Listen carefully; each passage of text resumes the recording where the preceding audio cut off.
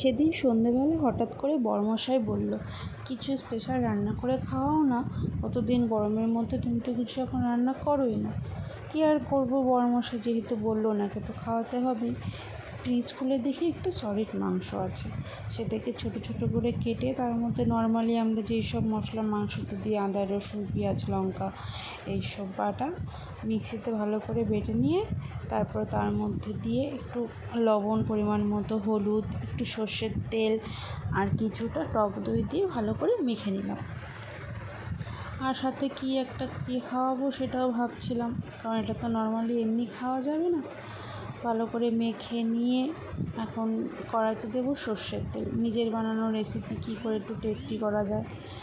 কড়াইতে সর্ষের তেলের বাটার দিয়ে তার মধ্যে কিছুটা পেঁয়াজ আমি কুচি করে রেখেছিলাম, সেই কুচি করা পেঁয়াজটা লাল লাল করে ভেজে নেব, বেরেস্তা টাইপের বানিয়ে নেব আর কি। বেরেস্তা বানানো হয়ে গেলে সেটাকে তুলে রেখে যে কড়াইতে যে তেলটা ছিল তার মধ্যে মশলা মাখা মাংসটা দিয়ে দেবো। আর জল দেবো বলতে যেই বাটি ধোয়া আর মিক্সি ধোয়া জলটা ছিল সেই জলটা আমি দিয়ে দেবো, কারণ আগে ছোটোবেলার থেকে শুনে আসছি যে মা ঠাকুমারা বলে শিলনোড়া ধোয়া যে জলটা সেটা দিলে নাকি তরকারির টেস্ট বাড়ে।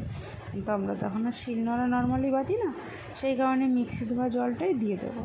দিয়ে ভালো করে নেড়ে চেড়ে এটাকে ঢেকে দেবো কিছু সময়ের জন্য। তারপরে মাংসটা হয়ে উঠলে তার মধ্যে কাসুরি মেথি গুঁড়ো করে দেবো, আর যে পেঁয়াজটা বেরেস্তা করে রেখেছিলাম সেটা ভালো করে একটু ম্যাশ করে তার মধ্যে দিয়ে দেবো। দিয়ে আবার একটু নেড়ে নেব, নেড়ে তার মধ্যে দিয়ে দেবো পরিমাণ মতন মিষ্টি আর একটুখানি ঘি। আমার বড়মশাই তো খেয়ে বলেছিল, বাহ